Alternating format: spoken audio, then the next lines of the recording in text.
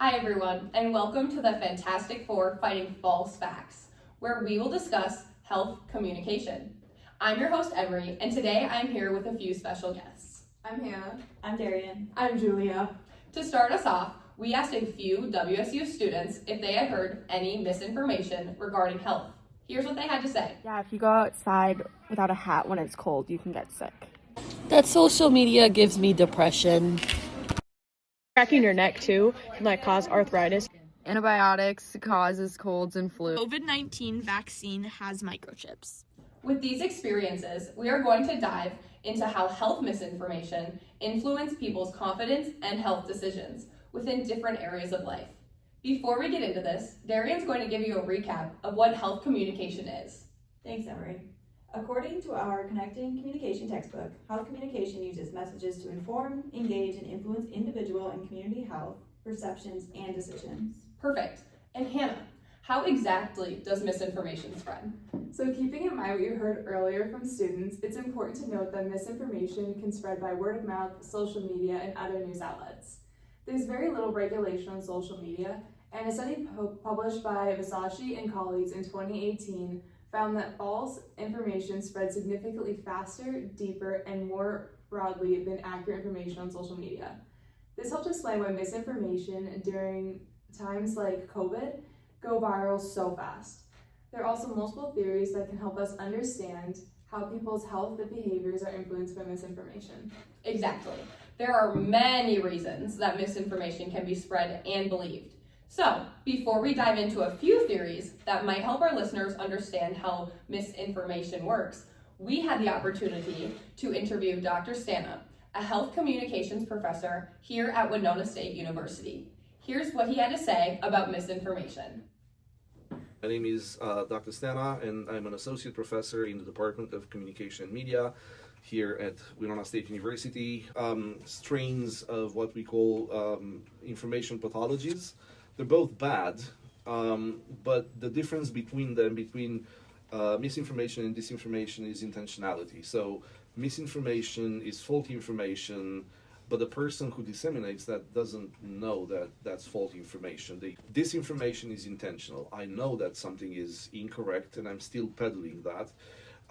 Why? I don't know. I have an ulterior motive. I'm trying to take advantage of people, to dupe people, to manipulate them in one way or another. Making the distinction provides us with better way of combating misinformation versus disinformation. Now that you have a better understanding of misinformation, we are going to discuss a few theories to deepen this understanding even more. I had the chance to focus on a theory of psychological reactance. This explains how people respond when they feel their freedom of choice or autonomy is being threatened. When individuals perceive a freedom threat, they can enter a state of reactance. And what is a freedom threat? Good question. A freedom threat is a situation, message, or policy that restricts their ability to act, think, or even believe freely. Reactance is a combination of anger and negative thoughts toward the message.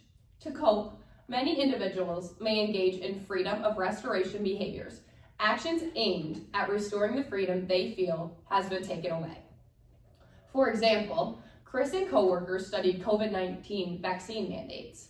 They found that people felt forced to get vaccinated. They experienced reactance, and it left them feeling as if their freedom was being threatened. This led to sometimes having resistance to the message trying to be portrayed.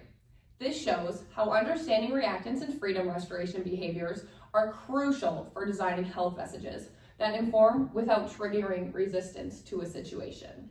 That sounds a little bit like the social cognitive theory. Yeah. Can you tell me a little bit more about it? Yeah. Of course, it's pretty complex, but it gives us a bit of a framework to explain how people learn and change their behaviors based on their personal beliefs, the social environment, and their own actions. While this theory can be applied to many walks of communication, it can help explain how and why people believe inaccurate information and how those beliefs influence their behaviors. For example, Bora and his fellow researchers found that self-efficacy alone was not enough, and that misperceptions about COVID-19 specifically had a stronger pull on the willingness to adhere to protective behaviors. What is self-efficacy? Self-efficacy is one's belief in their own ability to perform a behavior and be successful at it. This study also concluded that outcome expectancies were proven to be better predictors. Outcome expectancies are the likely consequences related to behaviors which can be formed from observing and from personal experience. According to Chow and his fellow researchers, in 2018, misinformation was circulating around social media during the Ebola outbreak, which was in 2016, and that made it hard to keep the epidemic under control. A very similar pattern was found during COVID, with anti-vaccine communities emerging. Therefore, even with factual information around vaccine safety, the spread of obvious misinformation contributes to a decrease in vaccination rates. Yeah, thanks, Darian. Julia, I know that you've had the opportunity to research the theory of reasoned action. Can you give us some insight how that might work in terms of misinformation? So the theory of reasoned action is very helpful because it explains why we do things that we do. Basically, the theory of reasoned action is a psychological model that predicts a person's behavior by examining their behavioral intentions, which determines by their attitudes towards the behavior and their subject norms. This was found from Simply Psychology. This is important in health communication because it is used to analyze and understand the individuals and the motivations for choosing the actions that they choose. A good example of this would be COVID and how people would think the actions of what people ate with their health is the reason COVID was happening, when it was not. The theory of reasoned action goes into one person's behavioral action that's not medical. So trying to associate the actions with COVID has nothing to do with it at all, honestly. All of this information comes from PMC Gov. Yeah, so the theory I've been studying actually is an extension of the theory of reasoned action. So the theory of planned behavior says that what we think, what we expect others to do, and how much control we feel we have all influence what we intend to do. There are a few key terms that play a large role in the theory of planned behavior. One of these key terms is attitude. Attitude is how positively or negatively someone feels about something. This plays a large role in the theory because if someone feels negatively about something, they're less likely to participate in this behavior, knowing they won't like the outcome or they won't like how little control they have over the behavior. A couple other key terms are subjective norm and perceived behavioral control. Can you dive deeper into subject norms and perceived behavior control? Yeah, so subjective norm is the pressure someone experiences from a group, and perceived behavioral control is how easy or difficult someone thinks acting a behavior will be and how much control they have in performing it. These terms go with the theory by further showing how someone will look into an action or behavior and choose to participate based on the consequences or control they have over the situation. For example, people who believe in the COVID vaccine has been designed to kill them or alter their DNA are likely to perceive the vaccine as threatening and engage in risky behaviors. Further, it's possible that the perception of information and misinformation may likely affect the intention, which is from an article published by Health Information and Library Journal. Yeah, thanks everyone, that was really informative. Now, we can notice how all these theories are rooted in the socio-psychological tradition, which is described as focusing on individuals' values and health behaviors, and how they're influenced by communication. Now that we've introduced you to all 4 of these theories, let's explore them a little further to get an idea of which one explains misinformation the best. Good idea. When we're looking at the theory evaluation criteria, it seems that SCT explains it the best. Yeah, mine's a go. I agree. But it explains it well because it considers personal beliefs along with experiences. Can you tell us a little bit more of why you think yours is the GOAT? Yeah, so misinformation spreads mostly through what people see others doing, and that's exactly what SCT explains. In terms of the Chaffee and Berger's theory evaluation criteria, SCT has strong roots in its explanatory power for why people believe and spread misinformation. It's also really strong in the heuristic provocativeness evaluation technique because it inspires research on things like social media behavior, peer modeling, digital literacy, and a lot of other topics, meaning researchers can continuously build a bunch of different studies from it. It also reigns strong in internal consistency and organizing power. The core concepts work together logically, and when you apply them to misinformation, everything fits. Since it brings together 3 factors into one model, it explains misinformation better than simpler theories. For example, yours, Julia, focuses on attitudes and norms, and yours, Emery, focuses on resistance to correction. SCT ties together all of these different things and show that it's not just what people believe, but how they learn from observing others. Yes, thank you for that. That was perfect. Wow, we also had this. We also got Dr. Stana's professional opinion on this theory, as well as an additional theory he thought fit best. Here's what he had to say. I'm not sure if I can think of any one in particular that I think I think of them as complementary to one another rather than mutually exclusive. Another theoretical model that explains why misinformation, or not disinformation, but how people decide to perform a certain behavior or not, is what we call the health belief model. I don't think it works better or worse than the social cognitive. It's just another way of kind of like it takes a different perspective.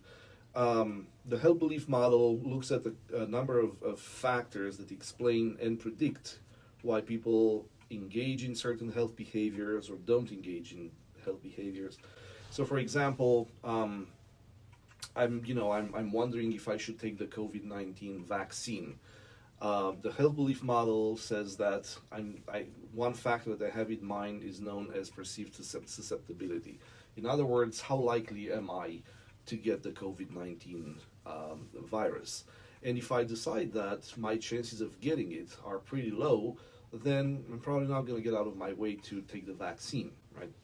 Or another factor is what we call perceived seriousness. Okay, let's assume that I'm going to get the virus. I'm going to get COVID. Is it going to kill me, or is it just going to be some mild cold or maybe flu? And if I'm like, yeah, even if I get it, it's not going to be too bad of a thing, then I'm less likely to be willing to take the vaccine. Yep. Theoretical models can do a pretty good job predicting why people adopt a behavior or don't adopt a behavior in the health arena, if you will. Okay, perfect. Thank you. Such wise words from Dr. Stana. As we come to a close, let's take a step back and look at what we have learned so far. First off, health misinformation is not just random facts floating around online, but instead it affects real decisions people make about COVID-19 and more. And as we have seen, communication theories actually help explain why people believe certain messages and how those messages influence behaviors. Yeah, we broke down how misinformation spreads. It became clear that false information travels fast because it's often more personal, which tends to be easier to believe than scientific truth sometimes. But the important part is to understand why people respond the way they do. Exactly. That's where the theories came in. Psychological reactance theory clearly showed us how people push back when they feel their freedom to choose is being threatened. The theory of reason action helps us see how attitudes and social pressures shape health choices, and these theories don't just live in textbooks, but instead really help us explain the real behaviors when people face online misinformations.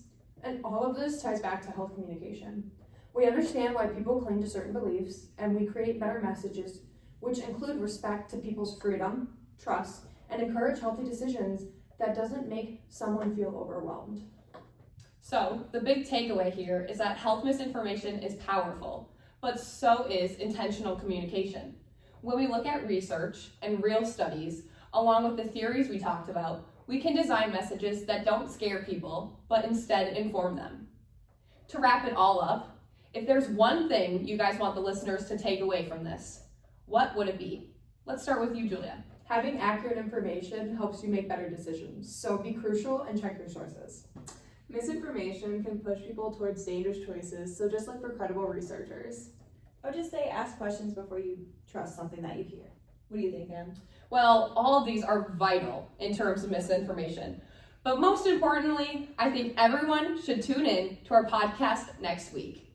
And thanks for listening to the Fantastic Four Fighting False Facts. Stay healthy and stay positive.